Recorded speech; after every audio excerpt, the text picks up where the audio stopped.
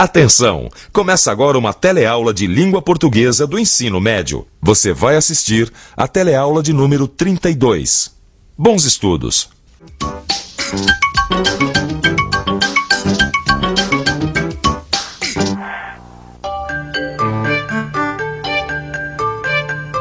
Você conhece algum verso de cor? Uma criança, com apenas o medo no olhar, abandonada nas ruas, é lá que ela está. Batatinha quando nasce, esparrama pelo chão. Eu serei sempre aquele que esperou que lhe abrissem a porta ao pé de uma parede sem porta. Os versos fazem parte do nosso dia a dia desde criança. Na teleaula de hoje, você vai aprender um pouco mais sobre poesia. Além de tratar de poesia, nós vamos estudar as orações e os períodos. E na cena texto, vamos discutir a importância do estudo e da amizade.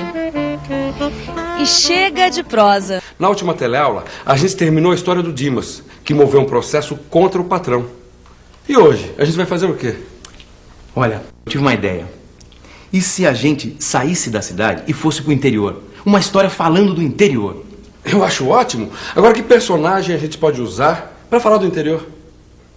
Dr. Danilo Peçanha, advogado do Dimas. Ótimo. Vamos lá. Vamos lá.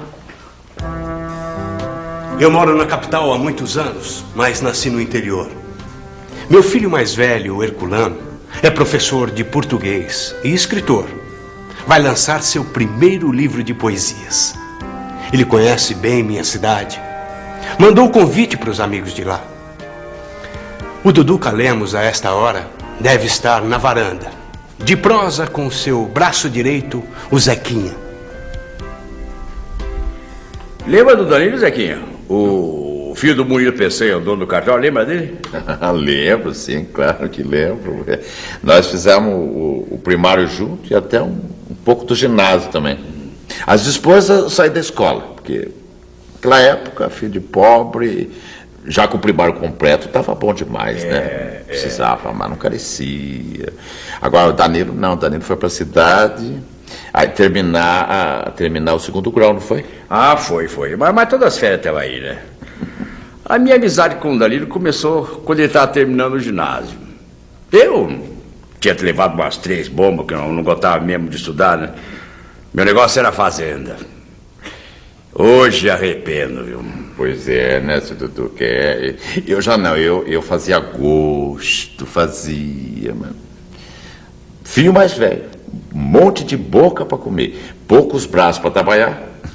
Aí já tive que agarrar na enxada logo cedo, como meu falecido pai. Quer dizer que o Danilo, que depois virou o doutor Danilo, saiu do interior para estudar. Mas afinal, como ele se tornou amigo do Duca? O que você acha da gente botar assim um pouco de romance nessa história, hein? Ótimo. Eles se tornaram amigos porque começaram a namorar com 2 irmãs. Que tal? Perfeito. Mas como eu ia dizendo... a minha amizade com o Danilo começou a partir do namoro dele com a Quitéria, irmã da Arma, minha mulher. A gente ia junto pra casa delas. Nessa época a gente vinha quase todo fim de semana pra fazenda. Quer dizer então que a Quitéria namorou com o doutor Danilo? Namorou. Mas pouco tempo, né? Porque logo o Danilo foi pra capital e o namoro foi esfriando, né? 2 anos depois ele arrumou uma namorada nova lá na faculdade onde estudava. Formaram para advogado e no ano seguinte casaram, né? Acabou o namoro, mas a amizade entre a gente não. Acabou o namoro, mas a amizade entre a gente não. Vamos falar mais um pouco sobre isso? O que, por exemplo? Que para ser amigo não precisa ser igual. Veja, gente, eu parei de estudar e você continuou. Eu sou um cara tímido. E você sempre arranja uma namorada. E a gente é amigo. Pois é, mas... se você se engraçar com a Lígia... Ah, para. Escreve aí que eu tive uma ótima ideia para continuar a história. Tá bom. Interessante, Zequinha, a amizade. Tô pensando agora. Pra ser amigo não precisa ser igual. Vê a gente, ó. Sou seu patrão e a gente é amigo. Vê o Danilo. Sabe muito mais que eu, vive na capital e a gente é amigo. Eu vi os filhos dele pequenos brincando aí na frente, correndo pra lá e pra cá.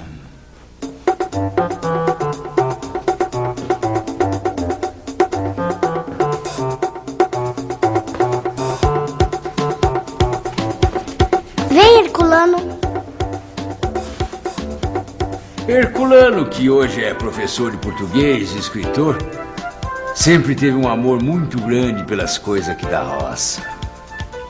É verdade.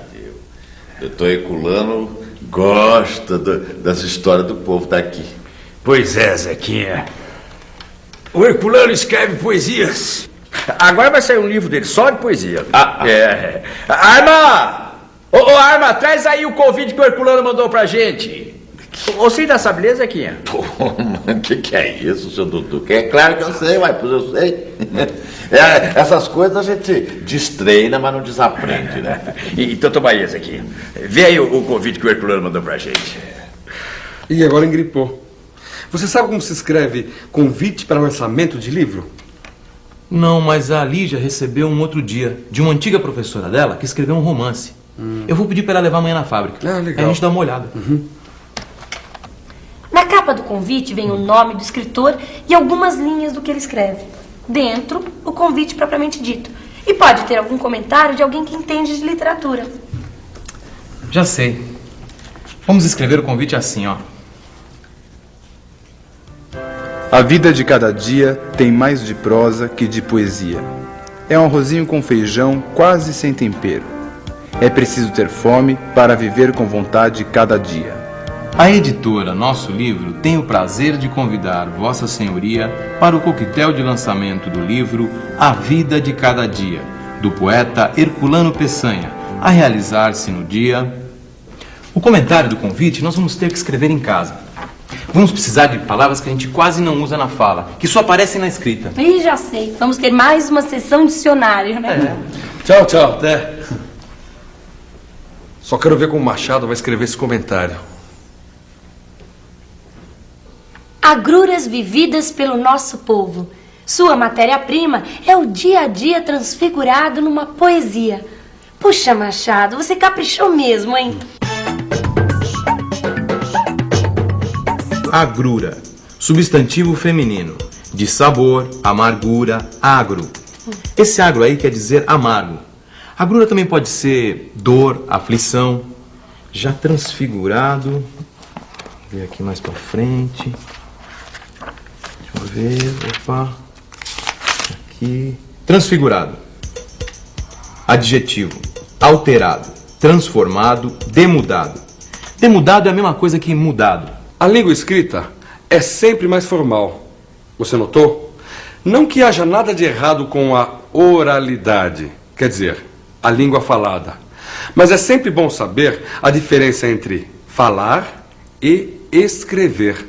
Se a gente fosse fazer o comentário do convite oralmente, diria: o Herculano sente as aflições do povo e transforma o dia a dia em poesia.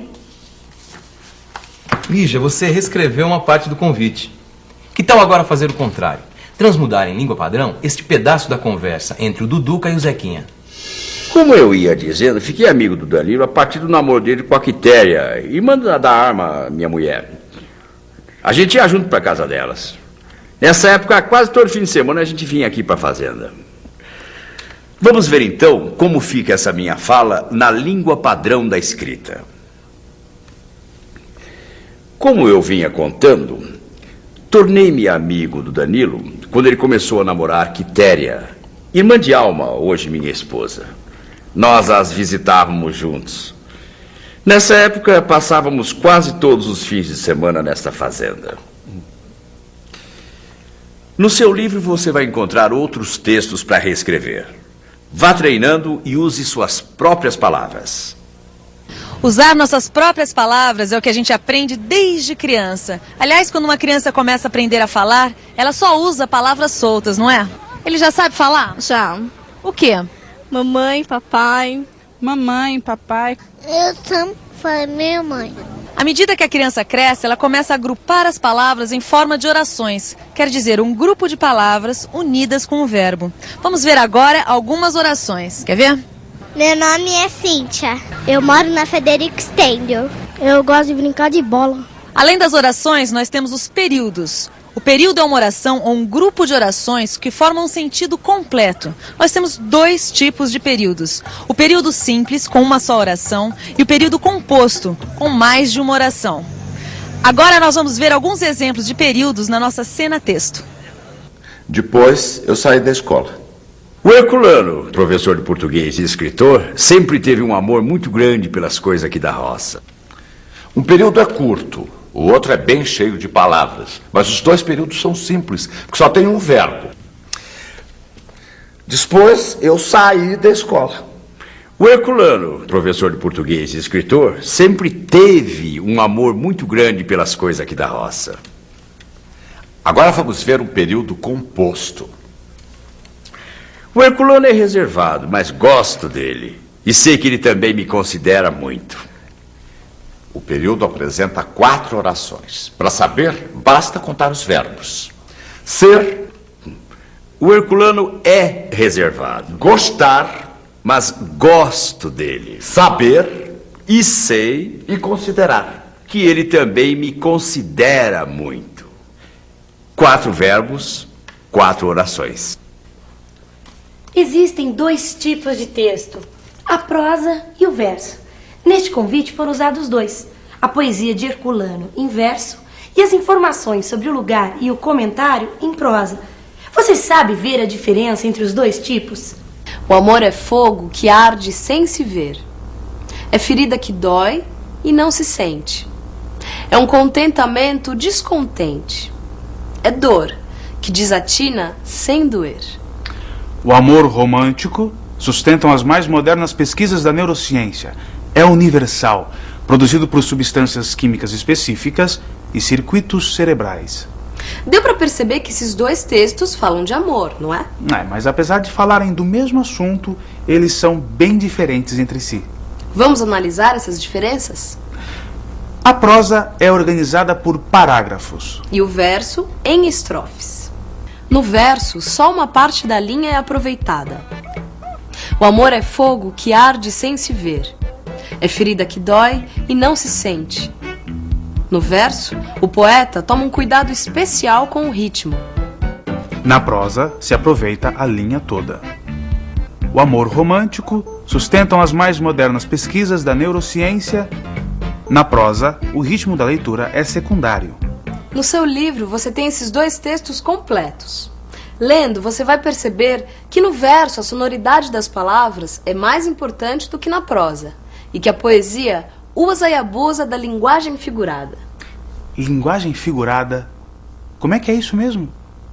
Quando o poeta diz, o amor é fogo que arde sem se ver, ou então é dor que desatina sem doer, isso é linguagem figurada.